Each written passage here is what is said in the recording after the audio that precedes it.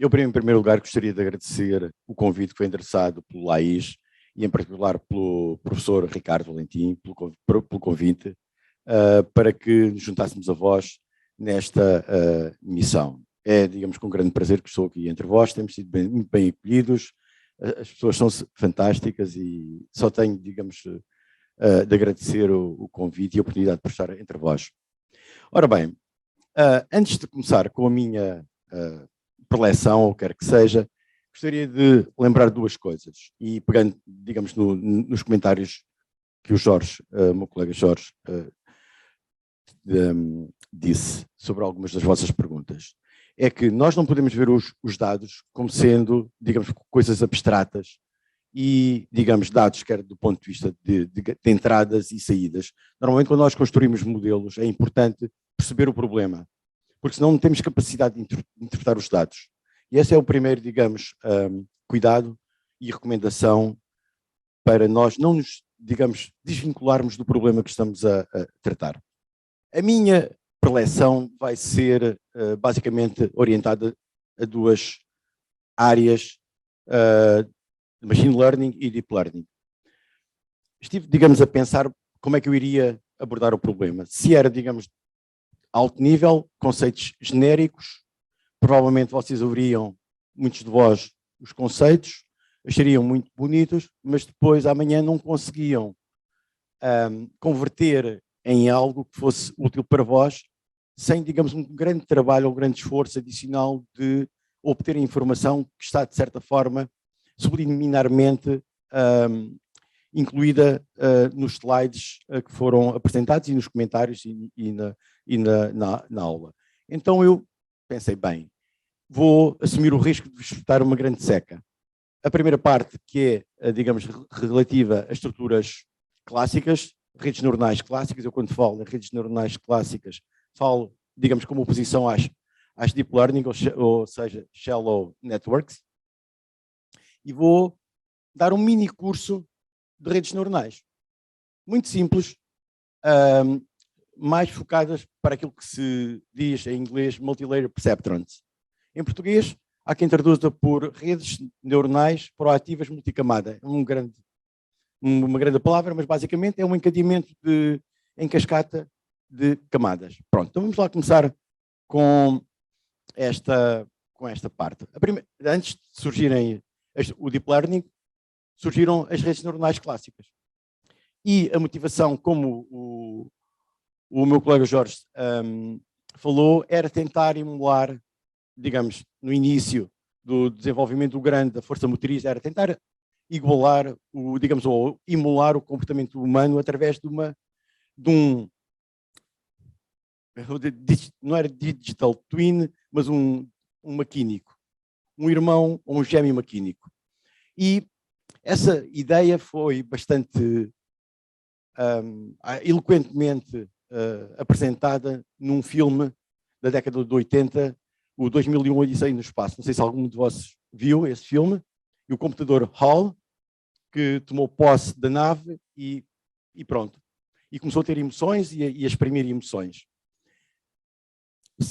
Para vos dizer uma coisa, que o HAL é, digamos, algo que está muito diretamente relacionado com IBM. Se vocês olharem para as palavras, é IBM, feito escrita de outra forma, que é uma palavra à frente, não é? Ou uma letra antes do alfabeto. Ora bem, o que é que está na origem? É nós tentarmos, e é algo visionário e continua a ser algo utópico neste momento, tentarmos, digamos, emular o comportamento humano. E essa vontade de emular o comportamento humano deu origem ao que se chama inteligência artificial. Até hoje não há inteligência artificial, porque, vamos lá ver, em boa verdade, o que as máquinas fazem, o que têm é inteligência, não têm inteligência, que é diferente. Portanto, neste momento ainda estamos a anos-luz de termos verdadeiramente inteligência artificial. Do ponto de vista, digamos, mais formal. O que temos é metodologias que conseguem aprender a partir, digamos, de informação. E é outra coisa. E depois temos também metodologias que têm capacidade de generalização, mais ou menos do que outras. Portanto, mas até o momento presente não há. Mas digamos, o que está por detrás deste novo campo de investigação é, de certa forma, o cérebro humano. E porquê? Porque nós, por exemplo, enquanto que, por exemplo, um peixe, quando nasce, já sabe nadar, uma criança, nasce e não sabe andar de bicicleta. E isso envolve um processo de aprendizagem. Através de quê? De repetição. A fala também é um processo de aprendizagem por repetição. Não é? Nós não sabemos, não nascemos a falar. Não é? E emitimos sons, mas não falamos, não articulamos as palavras. E é um processo de aprendizagem. Portanto, o que está na origem das redes neuronais é este processo, através de exemplos, treinar a arquitetura ou a estrutura para, de certa forma, ela emular um determinado comportamento. Ou, neste caso, fazendo o paralelismo com o ser humano, andar de bicicleta. Ora bem, e basicamente é esta grande motivação. Por outro lado, o que é que o cérebro humano também tem uma grande capacidade de redundância, ou seja, e adaptabilidade. Há um amigo meu que me contou uma história bastante engraçada sobre, digamos, esta plasticidade do cérebro humano.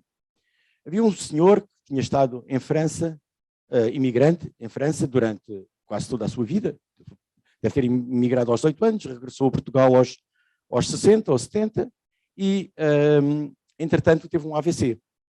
Portanto, ele teve um AVC e a zona, precisamente, que foi afetada foi, digamos, a zona da fala.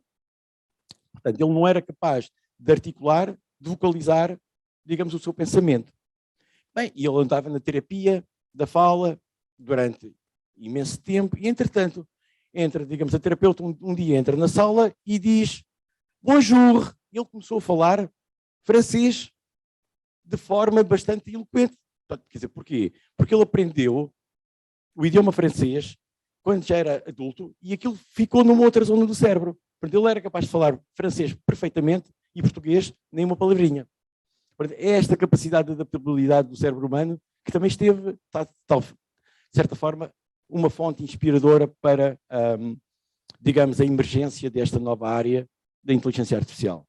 Ora bem, domínios de aplicação de redes neuronais clássicas, embora também se aplique no caso das chamadas profundas ou deep learning. Por exemplo, o caso da classificação, o caso de, digamos, de estabelecer agrupamentos ou clustering, a categorização, por exemplo, de texto, de imagens. O que é agora muito utilizado é o processamento de linguagem natural, aproximação de funções. Quando eu falo aproximação de funções, por exemplo, em termos de uma determinada função matemática, gerar dados e aproximar através de uma rede neuronal. Por exemplo, imaginem ter uma função que descreve, digamos, uma solução de otimização, eu consigo gerar dados e, entretanto, treino uma rede neuronal para emular ou aprender esse processo. Ou seja, há uma entrada e a solução ótima é dada na saída da rede neuronal.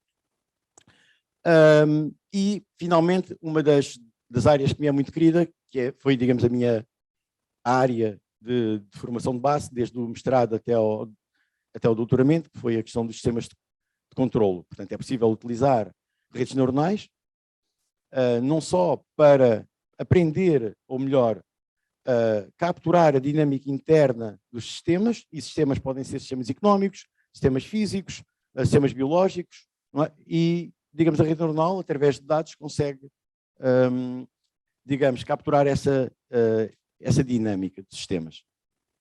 Ora bem, aplicações, há imensas cada vez mais, portanto, isto é uma espécie de um apanhado muito rudimentar, cru. Há exemplos de aplicação na banca, por exemplo, para determinar se uma determinada pessoa tem acesso a um determinado crédito ao consumo, ou para comprar, por exemplo, uma habitação, para detecção de fraudes. Há uma empresa nacional que é um grande unicórnio, que é a Fitsai, com origem no Departamento de Engenharia Informática da Universidade de Coimbra, que trabalha precisamente na detecção de fraudes. Na defesa, por exemplo, fazer, digamos, o tracking de alvos, e reconhecimento de voz, de rostos. Bem, na indústria, então, é um mundo, por exemplo, na área da detecção de falhas, por exemplo, em termos de manutenção preditiva, na medicina, então, os tais analisadores de ECG, EEG, bem, na robótica, nos veículos autónomos, então, as redes, o deep learning, as redes convolutivas neuronais são, digamos, o state of the art neste momento. Portanto, há uma série de aplicações com base em redes neuronais. E vamos agora para o neurónio. Bem, e o que é um neurónio? Um neurónio biológico, porque depois tem o seu análogo matemático. Portanto, o neurónio biológico é composto por quê? Por três componentes. O corpo, não é? Aqui o corpo, onde está o núcleo, o axónio e as sinapses, e depois temos aqui as dendrites. Ok? Como é que isto funciona? Imaginem que temos, digamos, os neurónios, um neurónio não vive isoladamente. Havia uma história de uma pessoa que tinha só o tico e o teco, mas isso é raro. Há aqui, nós temos milhões, ou melhor, bilhões de neurónios. À medida que nós vamos envelhecendo, alguns vão desaparecendo e com a idade e com doenças degenerativas, como por exemplo o Alzheimer, também afeta o número de neurónios que nós possuímos. Mas, digamos, basicamente o que é que isto funciona? Isto funciona como uma rede. Eles são todos interligados, de forma direta ou indireta. Portanto, imaginemos que temos, digamos, as dendrites recebem informação de outros neurónios através dos axónios. Ok? Depois o que é que acontece? Se, digamos, eu vou começar a utilizar, digamos, alguns palavrões. Se o estado de ativação for superior a um determinado limiar ou threshold, ele dispara com um impulso elétrico ou químico. Ok? E esse impulso é, digamos, transmitido aos neurónios aos quais ele está ligado através dos axónios. Portanto, basicamente é uma coisa muito simples. Não é? E agora imaginem o que é esta estrutura tão simples produzir, digamos, abstrações tão significativas. Não é? E, digamos, não é bem, há novos estudos que demonstram que o ser humano não é o único que tem a percepção de si próprio. Há outros animais que têm, digamos, a percepção, a consciência de si próprio. Ora bem, e de facto é esta ideia, foi também a tal ideia de impulsão da área de inteligência artificial. Então, como é que isto funciona do ponto de vista matemático? Okay? Estão a ver, isto ainda é, digamos, uma espécie de modelo funcional de um neurónio. Temos aqui, não é, as dendrites, não é, que recebem os impulsos produzidos por neurónios aos quais eles são ligados, não é? Temos aqui um somador dos potenciais da ação, gera-se um estado de ativação. Se este estado de ativação for superior a um determinado valor, o neurónio, digamos, dispara e temos aqui a saída. Portanto, isto basicamente é um sistema com entradas, não é, à esquerda, que são os potenciais de ação, e, digamos, a saída é, digamos, a resposta do neurónio. O que é que acontece, na verdade, com, digamos, a aprendizagem? Tem a ver com, digamos, à medida que as sinapses ou as dendrites são estimuladas com neurónios, com fluxos de neurónios, essas ligações vão sendo cada vez mais reforçadas. E, portanto, digamos, isso promove, digamos, a coesão, digamos, de ligações entre o neurónio A e o neurónio B. Okay? E é isso que, digamos, que nos permite, por exemplo, recordar. Recordar, ou seja, a recordação é a reconstrução mental de qualquer coisa que se passou na nossa vida. Ok? Portanto, é precisamente a partir destes estímulos que podem ser exógenos, externos, por exemplo, visuais, auditivos, olfativos, ou internos. Por exemplo, um sonho, através do sonho.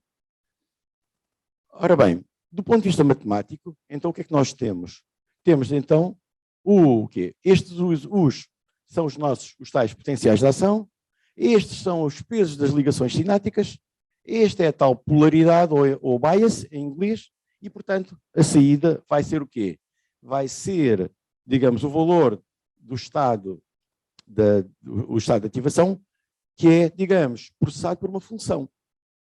E esta função chama-se função de ativação, que podem ser, digamos, em função do problema que nós estamos a tratar,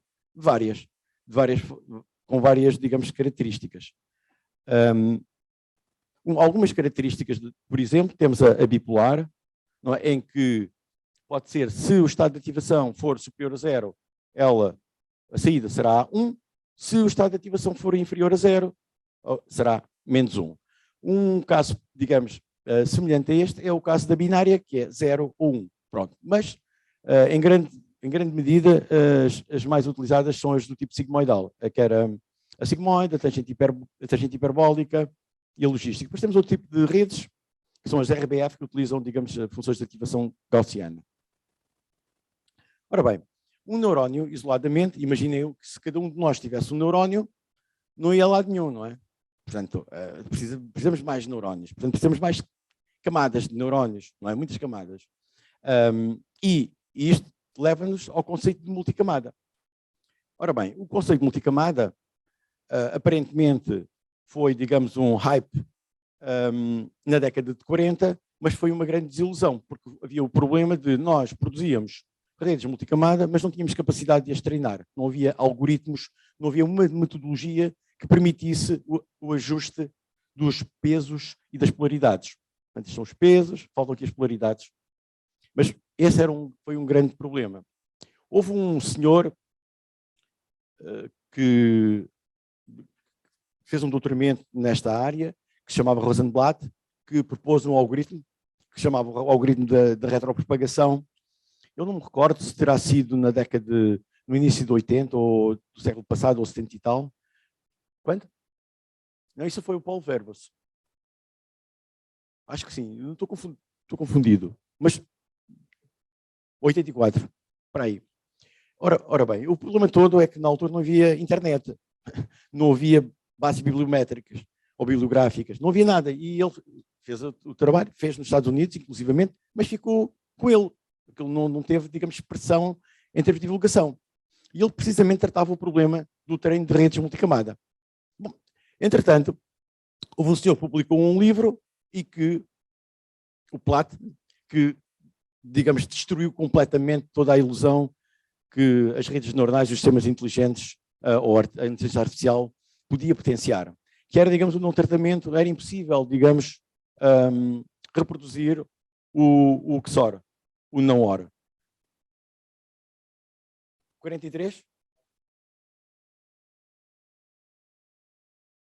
Retropropagação. Eu estava falando da retropropagação. E foram 2 trabalhos, o Rosenblatt e o Paul Verbos. Só que depois, só por volta de 1986, por aí, é que, digamos, foi o algoritmo de retropropagação que iremos estudar e que alguns de vós se vão assustar, mas não se vão assustar muito, porque eu vou passar ali muito rapidamente por ele, permitia ou potenciou o treino de redes multicamada. Okay? Daí, a partir de então, houve um grande movimento, alguns trabalhos, não só ao nível de redes destas MLP, redes multilayer proativas multicamada, mas também outro tipo de redes que permitiam tratar outros tipos de problemas, como, por exemplo, a aproximação de séries temporais. E já vamos ver o problema. Ora bem, bom, basicamente, então, o que é que nós temos? Esta é uma rede com 3 camadas. Temos, digamos, uma camada de entrada, camada interna, ou que alguns autores chamam de camada escondida, e, digamos, a camada de saída. E, portanto, isto basicamente são operações aritméticas muito simples para calcular a saída do neurónio, ou da rede. Ora bem, na forma matricial, toma esta forma, portanto, temos aqui, não é, 2 funções de ativação da camada interna e a função de ativação da camada de saída, e, portanto, digamos, a saída na forma compacta é dada por esta expressão. Esta expressão é importante quando nós, digamos, abordamos o problema do treino de redes multicamada. Ora bem, relativamente, como o meu colega falou, na questão das propriedades de aproximação, foi provado, demonstrado em 1989 pelo Sr. Sibenko e também no mesmo ano por Funahashi, que as redes neuronais são aproximadores universais, ou seja, conseguem aproximar com um nível de aproximação arbitrário qualquer função não linear, ou seja, qualquer, digamos, informação que esteja encapsulada em dados pode ser aproximada com um nível de aproximação arbitrária. E esta ideia foi, digamos, posteriormente, acho que foi em 1993 ou 2000 e poucos, eu tenho o artigo citado ali, deu origem, digamos, a uma abordagem, a uma metodologia para determinar o número de neurónios das camadas internas. Ora bem, havia duas hipóteses, digamos, nesta parte, na parte A, tratava o problema, digamos, genérico, ou então abordava o problema, digamos, vou antecipar ligeiramente aquilo que o meu colega César vai falar, se é, digamos, o tratamento de séries temporais. Eu vou utilizar o tratamento, ou melhor, as séries temporais, como, digamos, uma forma de encontrar digamos, ou aproximar uma rede neuronal. Podia utilizar, por exemplo, outro exemplo, detecção de ruído em imagens, ou outro exemplo qualquer. Mas para perceberem, digamos, a utilização com modelos de predição, ou seja, de regressão, eu vou utilizar, digamos, o conceito de séries temporais. Portanto, se vocês olharam para um neurónio, o neurónio tem uma excitação e devolve, digamos, um valor de saída, ok? Não tem na sua, digamos, gênese a possibilidade de processar informação espaço-temporal, ok? É tudo espacial. Informação de forma natural, a rede neuronal multicamada não tem essas características.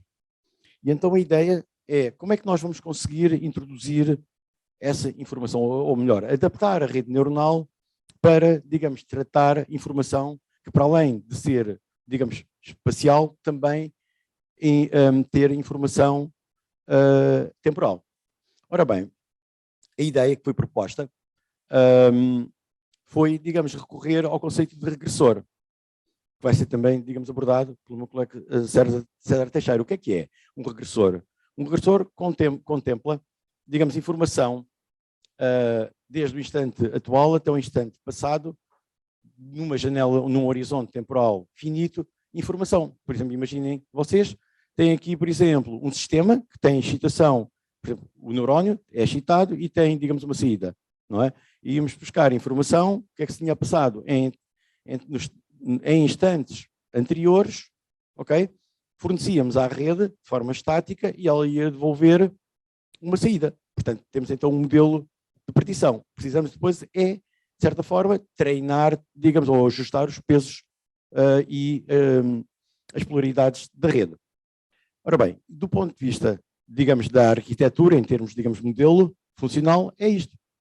Portanto, temos então a saída, não é? E utilizamos, digamos, um operador a traço temporal e vamos construir, digamos, uma janela de instanciações passadas, quer ao nível da saída, quer ao nível da excitação, e fornecemos à rede neuronal. Ok? E isto é, digamos, o processo, que está na origem do treino de redes neuronais multicamada com informação que é tanto espacial como temporal. E, portanto, a saída da rede, num determinado instante K, depende do quê? É uma função, não é? Que depende de informação passada. E por esta via, digamos, conseguimos produzir, digamos, ou obter modelos dinâmicos. Okay? A ideia parece excelente, mas tem alguns problemas. Ora bem, o primeiro problema tem a ver como é que eu vou escolher o número de amostras ou de instanciações passadas, quer da excitação, quer da saída do sistema. Esse é um grande desafio. Por outro lado, podemos arbitrar janelas muito grandes e, digamos, introduzir. Mas ao introduzir janelas muito grandes, normalmente os sinais têm ruído, vamos, digamos, tornar, digamos, a rede neuronal muito mais suscetível, o preditor, muito mais suscetível ao ruído. Portanto, a alternativa é precisamente utilizarmos as chamadas redes recorrentes, que têm, digamos, memória interna de capacidade infinita. E são estas. Portanto, há muitas redes neuronais deste tipo, recorrentes, com recorrência, Temos, por exemplo, a journey, como veem, digamos, a recorrência é feita aqui ao nível desta função, que é dada aqui, na camada de estado, e, portanto, é um processo quase que recursivo. E, portanto, temos, digamos, a garantia que temos, digamos, uma arquitetura com memória dinâmica e não precisamos de instanciações passadas, quer da excitação, quer da saída. A outra também é semelhante, que é a rede de Hellman, também tem a chamada camada de contexto, que introduz a chamada memória dinâmica, e depois existe uma que é a Fine, quer eu, quer, digamos, o meu colega Jorge Henriques, utilizámos durante o nosso doutoramento, que era esta, digamos, a rede neuronal afim, nos nossos trabalhos. Ora bem, como é que se treina então uma rede neuronal multicamada? Pronto, basicamente ela treina-se, digamos, como eu disse no início, é por exemplos. Ok? Portanto, o que é que nós vamos fazer? Temos os dados, temos a saída e vamos, digamos, utilizando uma heurística ou digamos, um algoritmo para adaptar os pesos e as polaridades da rede. Okay? Isto é um treino supervisionado, como o meu colega, o Jorge, falou. Okay? Para este caso, se nós queremos um preditor, nós precisamos, um preditor, ou seja, o modelo de regressão, precisamos de ter, digamos, informação, o tal target, para treinar a rede. E, digamos, isto é basicamente um processo de otimização, ok? É minimização do erro de modelação. Ora bem, portanto, como é que o nosso problema funciona? Basicamente, funciona como especificamos a estrutura, que tipo de estrutura é que nós temos, da rede neuronal, configuramos a rede, por exemplo, dizemos que a rede neuronal vai ter, por exemplo, 2 camadas, com N neurónios na primeira camada interna, mais V neurónios na segunda camada interna e X neurónios na camada de saída. Ok? Portanto, isto chama-se a configuração da rede. Depois temos de inicializar a rede, treinar a rede, validar a rede e se ela produz resultados desejáveis, quer, digamos, ao nível, ou por, digamos, abordagens estatísticas, ou utilizando outras abordagens, como seja a validação cruzada, podemos, digamos, aceitar e temos então a rede neuronal treinada.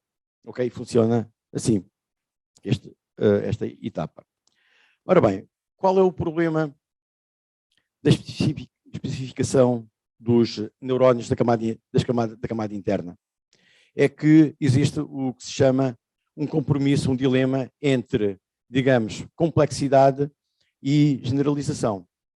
Ou seja, quero dizer, se nós temos uma rede neuronal com, digamos, não muito complexa, ou seja, com poucos parâmetros, temos, digamos, normalmente, se temos um problema, digamos, complexo, vamos ter, digamos, um erro de predição bastante alto. Por outro lado, se temos uma rede muito complexa, okay, temos um erro de predição muito baixo, praticamente nulo, mas depois temos um erro de generalização, ou seja, quando a rede é exposta a um outro conjunto de dados, vai produzir um erro enorme. Okay? Portanto, há este compromisso, e é este compromisso que é um problema que se deve gerir quando se trata da configuração das redes neuronais. Eu vou saltar esta parte, e se calhar do treino, bem, não, acho que convém passar, dar uma ideia do que é o treino. O treino, digamos, não pode ser um treino, não existe uma função analítica para encontrar os pesos e as polaridades da rede neuronal. É sempre um processo iterativo. Porquê? Porque o problema não é convexo, não temos, digamos, uma solução única. A superfície de erro, de predição do modelo, é muito complexa, ou seja, tem muitos extremos. E, portanto, encontrar uma solução que seja, digamos, o ótimo global é uma tarefa ciclópica. Portanto, utilizando, digamos, algoritmos do tipo, por exemplo, do gradiente descendente ou outros, ou, por exemplo, o Lavenberg-Marquardt. Portanto, a ideia central é tentar, digamos, encontrar aqui um compromisso entre, digamos, predição e generalização. Ora bem, vai ser aqui um pouco... Ora bem, então como é que eu vou abordar isto? Portanto, nós queremos encontrar, se é um processo iterativo, que em cada iteração, em cada época, o nosso funcional que descreve, digamos, o erro de predição vai diminuindo ao longo do tempo, ok? Até que ocorra um determinado critério de paragem, ok? Ou seja, o número de épocas é excedido, ou, digamos, por exemplo, o gradiente mínimo também é atingido, porque se tivermos um gradiente muito pequeno, não há atualização dos pesos, como vocês podem ver. Portanto, estão aqui, o gradiente descendente é esta coisinha que está aqui, não é? Portanto, se ele vai tomar um valor muito pequenino, não vale a pena eu estar ali, digamos, a passar épocas atrás de épocas, porque não há alteração, digamos, dos pesos e das polaridades, ok? Portanto, também há um limite para esse processo. Ora bem, e vamos estudar então um algoritmo que é o algoritmo da retropropagação, que foi o tal desenvolvido por Rosenblatt e depois redescoberto por Paul Verbes, posteriormente. Ok? Ora bem, e para isso utiliza-se basicamente, para ter uma ideia, 3 camadas. Ok? Portanto, temos a camada interna e a camada de saída e a camada de entrada. Há quem não considere a camada de entrada como uma camada, mas, digamos, normalmente a maior parte dos autores considera 3 camadas, é uma camada de entrada, uma camada interna e uma camada de saída. Ora bem, basicamente a ideia central, e eu não vou entrar em grandes pormenores, tem a ver com isto que está aqui. Portanto, nós atualizamos o peso, os pesos e as polaridades em função da derivada deste critério, não é? Que é, digamos, o erro quadrático, que dá a sensibilidade. E é precisamente este que permite, digamos, relacionar, ou melhor, atualizar os pesos e as polaridades em função deste gradiente. Ora bem, eu vou saltar isto. Pronto. E então, a ideia central é que eu consigo utilizar, digamos, na camada M, e temos aqui, digamos, informação na camada, da saída da camada, digamos, da camada anterior. Ok? Portanto, é estas duas equações que promovem a atualização dos pesos e das polaridades. E estes VZIs são estes tais gradientes. Okay? Neste caso, é um gradiente, ou melhor, a derivada parcial do critério em função do estado de ativação. E o que acontece na realidade é que nós calculamos esta sensibilidade em função da sensibilidade mais, digamos, mais ajusante. Portanto, quando nós fazemos a retropropagação, vem da camada de saída até às camadas internas, como podemos ver aqui. E é precisamente este problema, quando o gradiente é muito pequenino, para o caso, por exemplo, da função de ativação sigmoidal, que produz os tais problemas com as redes Deep Learning. Ora bem, eu há pouco estava a falar na complexidade, porque vi a tal fotografia da superfície do erro, e eu agora vou recuperar, digamos, o problema da complexidade. Portanto, existe um compromisso entre digamos, entre a capacidade de generalização e a complexidade.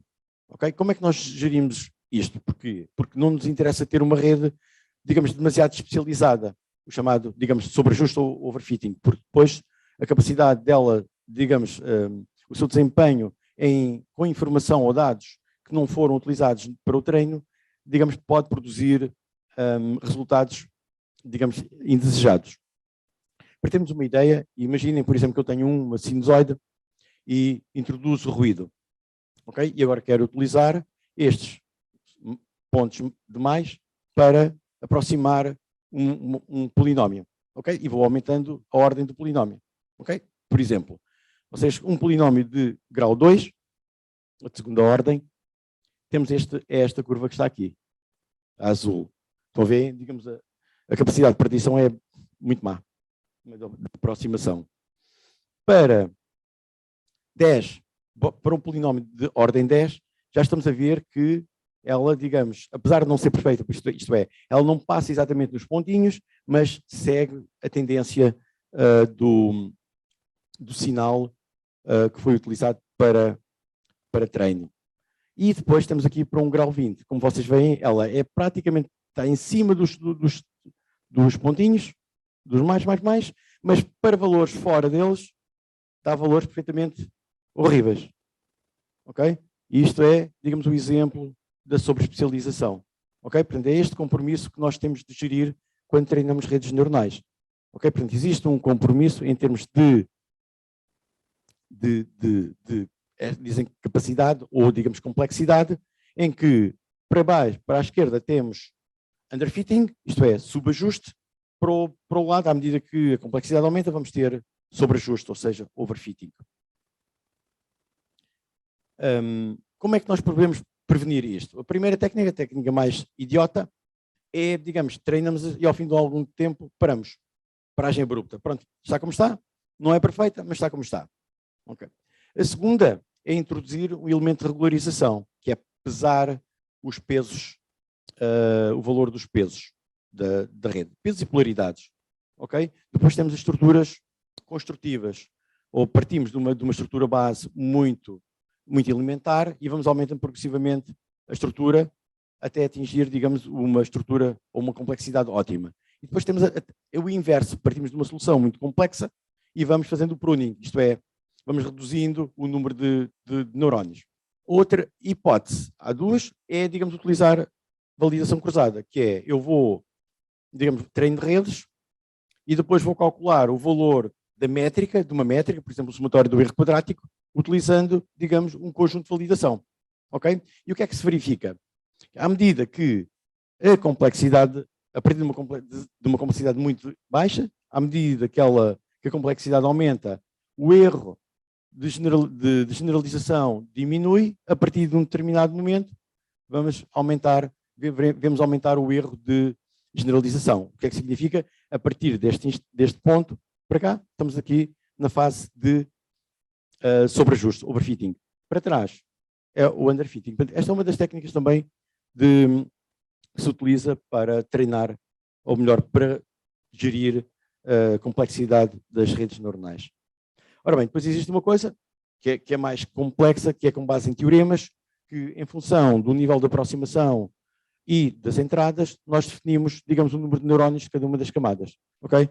Este foi, digamos, foi um artigo publicado em 2008, onde esta teoria que, digamos, deu origem a esta abordagem foi, digamos, desenvolvida e podem encontrar lá informação complementar. Ora bem, posto isto, um exemplo. Se calhar, eu tinha aqui um exemplo. A ideia aqui é verem como é que se treina uma rede neuronal utilizando o código. Eu vou também disponibilizar o código. Mais tarde, se querem utilizar, é facílimo, é só perceberem a estrutura, está comentada, é só substituírem os dados e têm, digamos, o código a correr.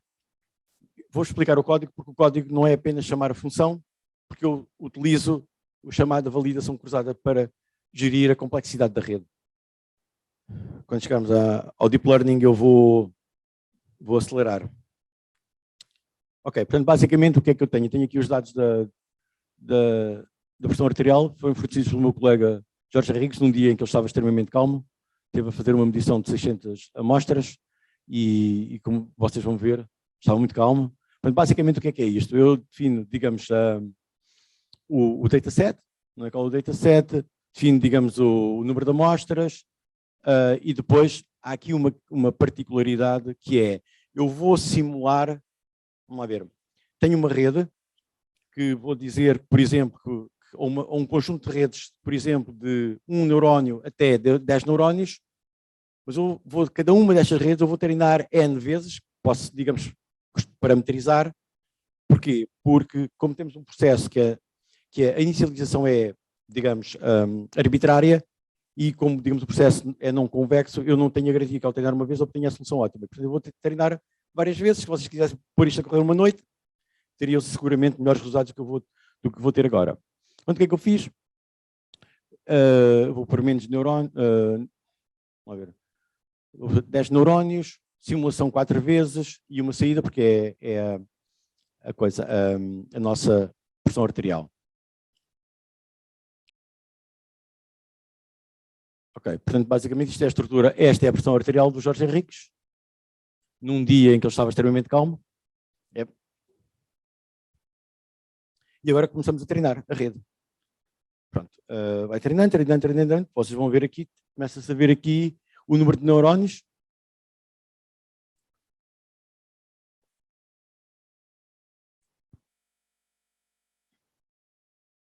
Portanto, o que é que se...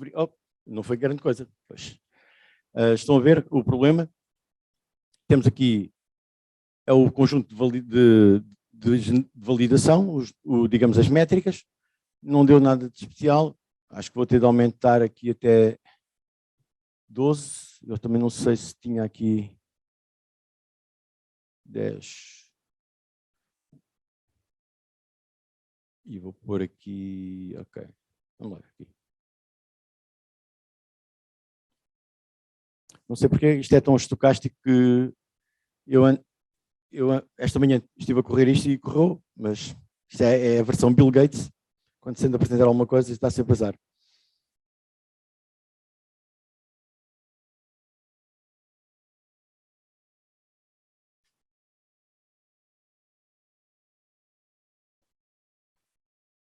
Isso é um suspense, parece um thriller aqui, mas... pronto. O que é que se vê aqui? Portanto, vemos aqui a rede neuronal, portanto, o real é azul e a rede neuronal é, digamos, a vermelho. Portanto, se olharmos para aqui, se eu vou conseguir fazer aqui conseguimos ver que a rede neuronal teve um desempenho quase perfeito. Ok? É evidente que eu não estou aqui a utilizar, digamos, uma parte, deveria ter feito uma parte para treinar e outra parte para validar, por exemplo, 80% dos dados para treinar e 20% para validar, ok? Portanto, teríamos de utilizar essa abordagem, mas o código permite fazer isso de forma, digamos, imediata. Ok, então vamos lá acelerar isto rapidamente, que é para não ocupar muito mais tempo. Ora bem, vamos, se vocês até agora estivemos a falar em redes neuronais proativas multicamada, ok? Como o meu colega disse, o Jorge Henriques, existe uma miríade de arquiteturas Deep Learning. E o que eu vou falar aqui é apenas numa arquitetura que está, de certa forma, diretamente relacionada com as redes proativas multicamada. Mas pronto, então, qual é, digamos, o que é que está na origem, digamos, da utilização de redes de elevada complexidade? Tem a ver com a complexidade dos problemas. Porque se eu tiver um problema que não seja muito complexo, para que eu utilizar uma rede muito complexa? Não faz sentido algum, não é? Portanto, é a natureza dos problemas que determina ou que, de certa forma, funciona como força motriz para, digamos, o aparecimento destas redes neuronais. E, digamos que o termo profundo tem a ver com o número de camadas, ok? Ora bem, uma rede, 2 camadas, há quem chame deep, mas é uma aberração. Ou 3 camadas, também ainda é uma aberração. Normalmente há redes neuronais proativas, redes do tipo deep learning com centenas de camadas. Aí faz sentido termos a chamada designação de deep learning. Ora bem, elas podem ser utilizadas em vários contextos e, digamos, as tecnologias que de certa forma tornaram útil ou de certa forma promoveram a utilização das redes neuronais deep, do tipo deep profundas, são o quê? São basicamente, digamos, massivas bases de dados, isto é, bases de dados terabytes. Por exemplo, imaginem treinar um veículo autónomo. A quantidade de informação que não tem de estar, digamos, disponível para treinar digamos, a condução autónoma de um veículo. Portanto, são terabytes e terabytes de informação. Por outro lado, temos, digamos, se tivéssemos, digamos, informação e termos as estruturas, mas temos computadores tipo Spectrum, não faria sentido nenhum, nunca iríamos conseguir treinar uma rede com esta complexidade. Portanto, a crescente capacidade computacional veio também, de certa forma, a potenciar a utilização destas metodologias de Deep Learning. E depois existe uma outra que é chamadas redes pré-treinadas. É como se, digamos, uma pessoa fosse a um supermercado e já comprássemos, digamos, comida pré-confeccionada, chegávamos a casa e micro-ondas e comíamos. Basicamente é isto que está com estas abordagens do tipo AlexNet, que permite, digamos, depois apenas, digamos, uma sintonização fina das redes, da rede, adaptar ao problema e ao contexto em questão. Ora bem, existem vários tipos de rede recorrentes. as mais conhecidas são as convolutivas, também com temporais, também em que a excitação ou a entrada da rede é dada por regressores, e, digamos, outros dois tipos de redes. As memórias, redes neuronais de longo curto prazo, memória de longo curto prazo, as LSTM, e os autoencoders, ou melhor, as cascatas ou pilhas de autoencoders. Vou passar, digamos, isto já em certa medida já falámos. Gostaria, de certa forma, complementar aquilo que o Jorge falou sobre o problema, digamos, do vanishing gradient, ou seja, digamos, à medida que, quando temos gradientes, digamos, estamos a retropropagar o erro, quando temos grandes gradientes, digamos, cada vez mais pequenos, digamos, acontece que as camadas, digamos, mais profundas acabam por não sofrer adaptação dos pesos. E daí, digamos, houve, digamos, a grande ideia de propor, em vez de funções de ativação contínuas do tipo sigmoidal, este tipo, a ReLU, Rectifier Linear Unit, que tem a particularidade do gradiente ser unitário. Ora bem, isto técnicas de sobreajuste, para como é que nós podemos utilizar, ou melhor, melhorar, digamos, a capacidade de generalização de uma estrutura deste género. É utilizar, digamos, o drop-off, isto é, descartar. Numa determinada iteração, treinamos alguns neurónios, na outra, treinamos outros, e assim sucessivamente. É uma das técnicas utilizadas para o treino de redes neuronais. E agora, finalmente, temos o autoencoder. O autoencoder, basicamente, é uma rede que tem a particularidade de, através de uma aprendizagem não supervisionada, tentar emular a excitação. Portanto, a saída, reproduzir a excitação. Não é mais do que isto. É feito de forma não supervisionada e a ideia central é associar em cascata vários encoders e daí termos, digamos, os stack autoencoders ou pilhas de autoencoders. Ora bem, elas podem ser utilizadas para remoção de ruído. Por exemplo, imaginem temos aqui, digamos, uma imagem com um ruído, ok? Normalmente as redes neuronais têm os autoencoders são, digamos, têm a capacidade de rejeitar ruído. Quando nós calculamos a diferença, obtemos, digamos, o tal artefacto que estava na imagem.